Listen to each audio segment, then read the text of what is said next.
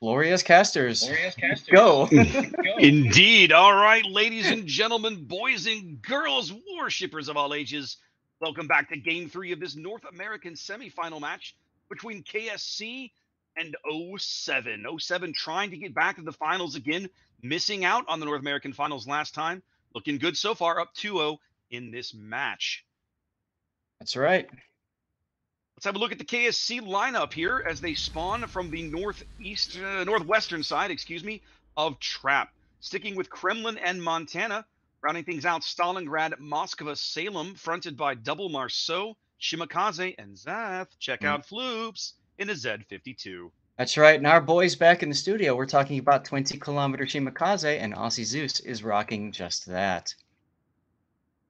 Now, looking over at our red team here at '07, we've got Kremlin and Ohio. For cruisers, we've got Stalingrad, Salem, and Double Des Moines. Bryce is in a Yu Yang. Interesting. Probably going to be smoked Indeed. by the way that he's going in front of Ocean Man Yeah, because, yeah. Looking at that double Des Moines Yu yeah, Yang lineup, I think we know what that's going to turn into. it's going to turn into a lot of hate, is what it's going to turn into. And then we've got for destroyer the final destroyers Marceau and Eagle Lance and the Shimakaze rocking 12-kilometer torpedoes. 12-kilometer torpedoes. Now, let's talk, Zaf. You and I, we joked about the Yang, the double Des Moines. Talk to me about why Yu Yang would appear in this kind of particular configuration, particularly with these ships accompanying him for folks who might not be familiar with this strategy. Oh, sure. So the thing about the Yu Yang is it's got smoke, of course, or radar. In this particular setup, it's clearly smoke because you've got the two Des Moines literally just sitting there saying, "You got that smoke? You got that smoke? You got that smoke?" Like just ready to go because that's going to keep them alive, ladies and gentlemen. It's a quick duration smoke, which means it doesn't last for too long. But the key is that the smoke reloads quickly as well.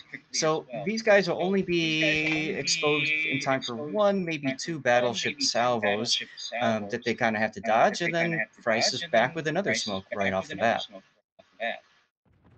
Trading radars here across the BCAP. Man with an RX-7 popped hit. It's his ace answering immediately Hmm.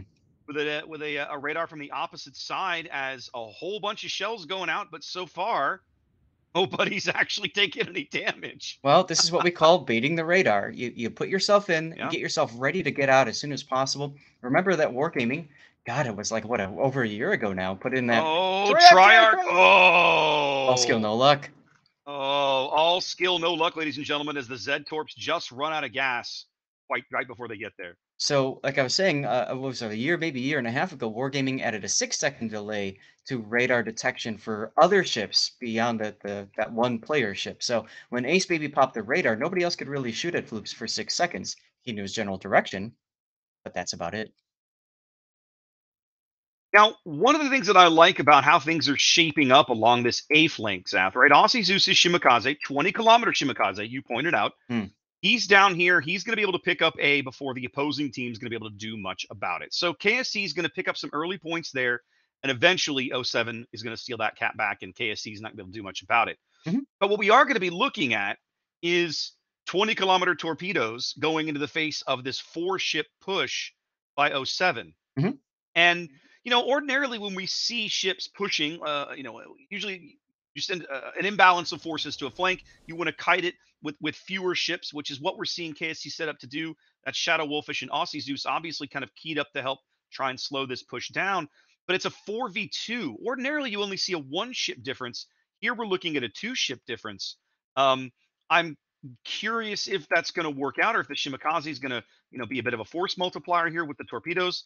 He doesn't land anything out of that first salvo, but I am Well, curious. so we talked about this before. I think it was on day one of Casting King of the Sea. There were, I think it was NACL versus God, I can't remember who, but they had brought two Nevskys and two Hargumos that were smoke set up, and we were talking about how do you break that, and you break it by getting, frankly, lucky torpedo hits into smokes at inopportune times, and that's exactly what NACL was able to do. They broke a Harugumo right when it was Harugumo's turn to smoke. So I that remember that. made it a big problem. And then the Nevskis were detected as well, got themselves smashed by battleships in the background. Long story short, that doom snail essentially ate itself and died um, over the course of about 5 minutes. But that's how you deal with it. You don't stay up close and personal with it. You kite away and you just luck chuck torps. So Aussie Zeus's 20-kilometer Shimakaze is very well suited to doing just that. Indeed, but we know, both Des Moines will be running hydro. Both Des Moines obviously will be equipped with radar. So Aussie's going to have to play a very, I want to say a dangerous game because he's got the range on his torpedoes. He doesn't have to risk his ship. A Hmm. very cautious game, let's say. He has to play a very cautious game, else he find himself in real trouble here. Well, there is a less than cautious game going on in BCAP right now as we have a two destroyer slab fight with Ohio shells coming in to Floops' Ooh, Z42. Yeah.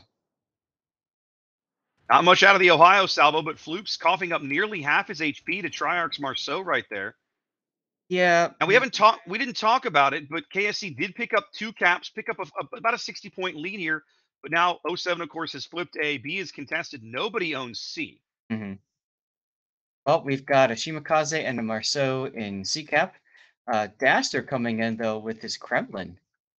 That's an interesting choice.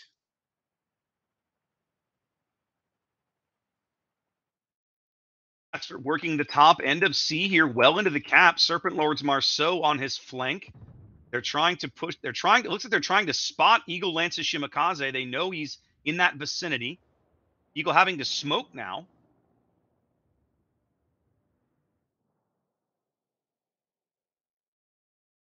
And your Death Snail is continuing to advance as now they're kind of allowing themselves to get shot at here, trying to just hit Shadow Wolfish. I think they're just trying to get aggressive, roll up along the side here. If they can threaten Man with an RX-7 Stalingrad, then he's going to have to abandon that position, which means Floops is going to have to abandon his position, and '07 can secure B.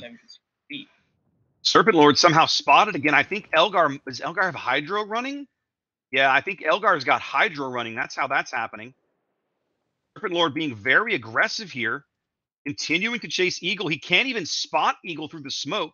He knows El- Eagle's there, but Elgar is using that T-Rex radar. It just went out. and there we go. Serpent Lord now finally catching Eagle on the surface. Ought to be able to do some good damage to Eagle, but he's going to have to. Yeah, his position means that he grounds himself. Does, but Dastard Uh-oh. comes in with a Oh, big hit. oh! Dastard with a massive hit. They have the opportunity to get Oh Eagle right no. here, just off the stern turrets. Oh They no. do. Is it gonna be a The Serpent trade? Lord's got to get out of here. Oh, good He timing. does manage to sneak out of there. Wow, that Wow. big Kremlin hit, the giant equalizer here. He was waiting for that too. That good He communication was. by that team, setting that He up. was. So now we're seeing the KSC push kind of descend here. They're wheeling around the Kremlin, being kind of the hinge point of the wheel as co-ops Marceau, Schwartz's Salem now pushing into Elgar's space. Elgar with nowhere to go. Looks like this game he's going to be the one playing the role of John the Ruthless. Meanwhile, look at Peyton and heading to B with this Kremlin, basically doing the same kind of thing, like just saying, "This is my cap." I mean, they don't really have much to keep him out, honestly. Shadow Wolf is taking a whole bunch of damage, but just like we saw Marin Oh, doing last game, look at, just look at, slowly retreating. look at Elgar! Look at Elgar right now. Co-op, just going for it, 100% going He for is. it. He is absolutely. Co-op's going for the French assassination here with the point blank torpedoes. It's going to cost him some health, but He doesn't care there's if he no can get way a that win. Elgar can. Yeah, there's no way that Elgar can dodge all of these torpedoes. And It's just, not going to happen. Just like that, KSC up 2 ships, up a cap here in Game 3. Not ready to go home just yet. nope. Brilliant use of the Marceau there. Really well executed by co-op. Just exactly the kind of thing that you're able to do with Marceau on these maps. It's one of the reasons so many high-level players love Marceau and love Kleber, which of course Kleber banned for this match, Hmm. so that's why you're seeing the Marceau. Right. Well, it's banned for the entire tournament. Yes, yeah, exactly. Apologies, I wasn't specific enough. It's all good, dude. They're forced to back off now, as KSC is looking very strong in this battle. Up two ships. They've got control of one cap, ticking up points. KSC looking really good. If I'm honest, now all they kind of have to do is hold what they've got. They've got a decisive lead in ships. Well, I won't say decisive, but they have a lead in ships at the moment. They have a 200+ point lead. We're just now at the 10-minute mark. All they have to do is kind of just kick back, not make mistakes, not make bad trades, Mhm. and they can I won't say they can cruise to a win. '07's not going to let that happen, but they No. can certainly continue tracking towards a win. It's a good job with Man with an Arc 7. He, recognized the threat of Marin's Ohio, shells coming in, hit the W key, got out of range of those shells. That was beautiful. As, now Peyton is I mean, he's just kinda stuck. Peyton's position at this point is to hold, no, to keep the points gain from running away from '07 while they try to figure out where they're going to make a play, right? Mhm. Because he's got 60,000 HP that he can just park in that cap, and it's going to take them time. It's going to take KSC time to whittle that down. Probably, what do you think? At least a couple of minutes, if not longer. So they've got to figure out what they want to do now to try and salvage this.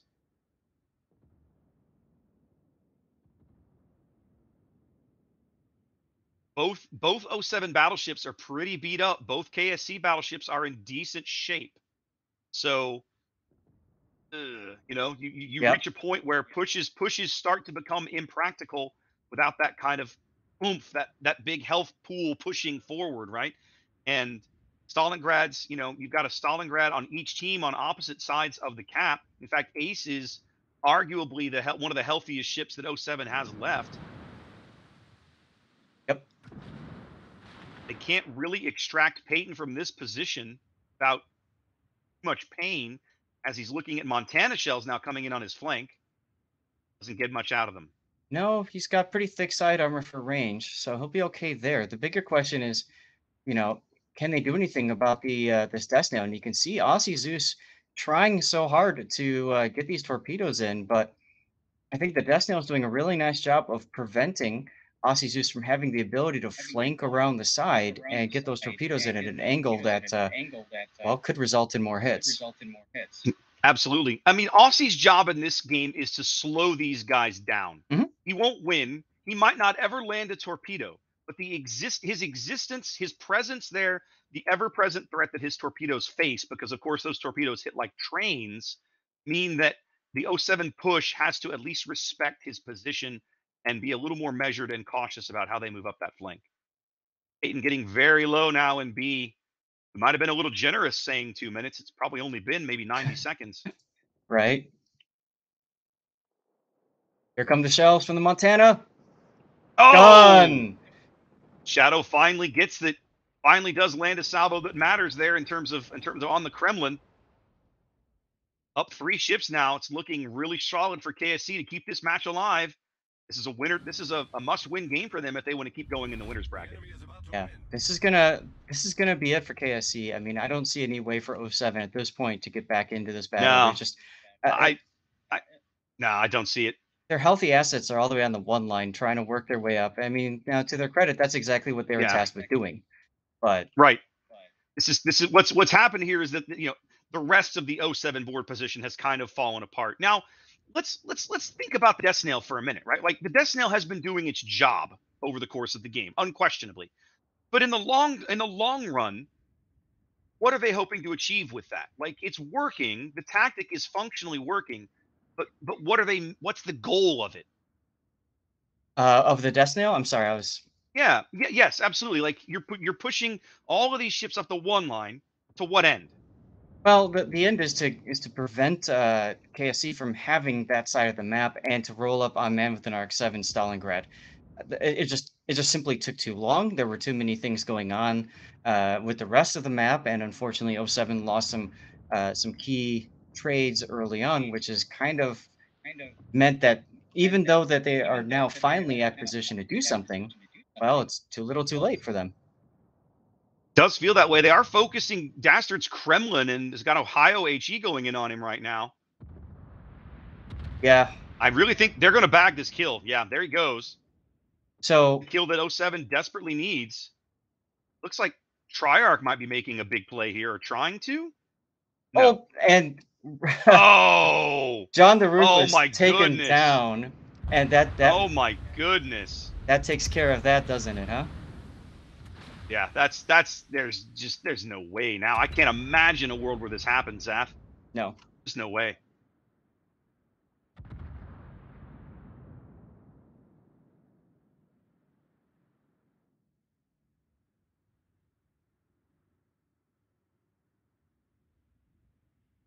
Over And 900 points now for KSC. They're on track to pick up their first game of the match and force a game 4 here in this North American semifinal. Battle ends in 5 yeah, and you minutes. can see now that the desperate push by Triarch to get into C, they know it's pretty much over. So they're gonna just I go. mean, they're like, why not, right? Like at this point, they know. I mean, XII's smart enough to know how this ends. Oh, look at this though. Co-op dumps the torps. Oh, I Yep, thought he yep. was going to come in on the other side of the hull. I thought he was going to use the Marceau hull as like armor, and the Marceau hull would have blocked the torps. But that's not what happened. A solid pole-to-pole victory here in Game 3 on Trap for KSC, Zaf. hmm